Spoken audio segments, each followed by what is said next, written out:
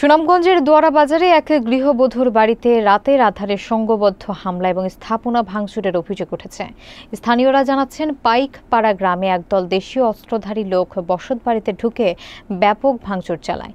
হামলায় আহত হয়েছেন স্বপ্না বেগম এবং তার স্বামী নাজির উদ্দিন মাস্টার।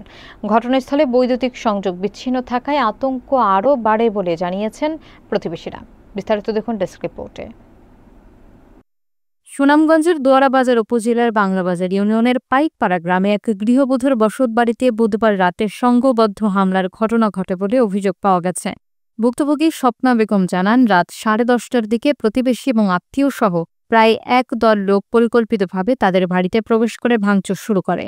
অভিযোগে উল্লেখ করা হয়, হামলাকারীরা দেশীয় অস্ত্র হাতে নিয়ে নতুন নির্মাণাধীন ঘরের দেয়াল এবং পিলার ভেঙে ফেলে ও মালামাল লুট করে নিয়ে যায়। স্বপ্না বেগমের দাবি, তার স্বামীর বিক্রি করা জমিতে ইসলাম উদ্দিন নতুন ঘর নির্মাণ করেছিলেন, জানিয়ে দীর্ঘদিন ধরে বিরোধ চলছিল। অভিযোগে আরও বলা হয়, বড়খাল গ্রামের মৃত সুলতান মিয়ার ছেলে ফজর আলী ওরফে সবুরের নেতৃত্বে লাঠিয়াল দল তাদের উপর হামলা চালায় এবং স্বপ্না বেগম সহ পরিবারের সদস্যদের মারধর করে আহত করে। স্থানীয়রা আহতদের উদ্ধার করে হাসপাতালে ভর্তি করেন। ঘটনাস্থল থেকে পাওয়া ভাঙা দরজা, জানলা, আসবাব এবং ছড়িয়ে থাকা গৃহস্থলের সামগ্রী হামলার তীব্রতার প্রমাণ হিসেবে এলাকা জুড়ে ছড়িয়ে পড়ে।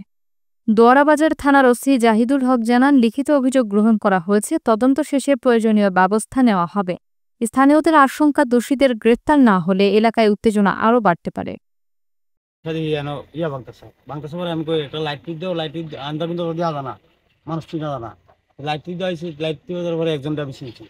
রাস্তা মানে দৌড়ে গেছি, গিয়া পাইছি হ্যাঁ সবুর বাইরে সব বাইরে ভাঙ্গা আমারও মারবার আক্রমণ করবার যেমনি হোক কোন রকম নিজে আসতো বাঁচাতে পারছি।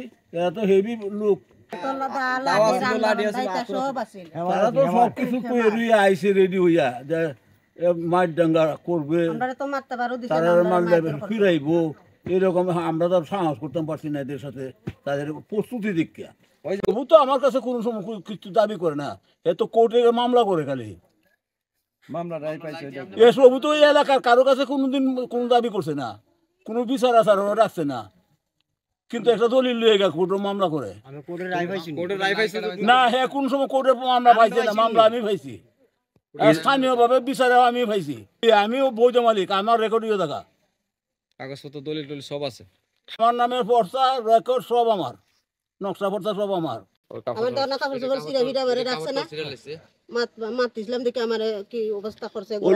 পাইকপাড়া পয়েন্টের লগে এই যে জায়গাটা আমি খরিদ করছি নাজির উদ্দিন মৌলভীর সাহেবের কাছ থেকে 500 জায়গা। এখানে 500 জায়গার মধ্যে আমি একটা বাড়ি নির্মাণ কাজ শুরু করছি। আজকে প্রায় 6 দিন ধরে কাজ চলতেছে। কাজ চলা অবস্থায় আজ পর্যন্ত কোনো সবু দিনও কোনো বাধা টাধা কোনো দেয় নাই। কষাই সবু এক নামে সবাই চিনে। তো এই সবু রাত্রে অনুমানিক 10:30 আইসা হ্যাঁ গুন্ডা বাহিনী বারাটিয়া লইয়া তার আত্মীয়স্বজন অনেকের লইয়া এই আমার আয়া এই বিল্ডিং ভাঙচুর করছে। এই মুহূর্তে আমার কাছে ফোন যায়, আমার যে রাজমিস্ত্রি কাজ করে আক্তার, এ আমার কাছে কল দিয়ে বলতেছে আপনি তাড়াতাড়ি আয়েন, আপনি বিল্ডিং তো ভাঙতেছে। তো আমি দ্রুত আইসি, এর পরে আমি কয়েকজনকে ফোন দিছি, মেম্বার সাহেবের কল দিছি, মেম্বার সাহেব আইতেছে।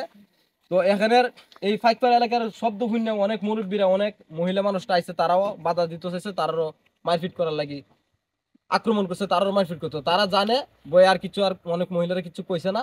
আমি দোয়ারাবাজার থানা ওসি মহোদয় সাহেব, দোয়ারা থানার টিউনু সাহেব, এসএনএ সাহেব, তাদের সবার কাছে আমি সুবিচার চাই।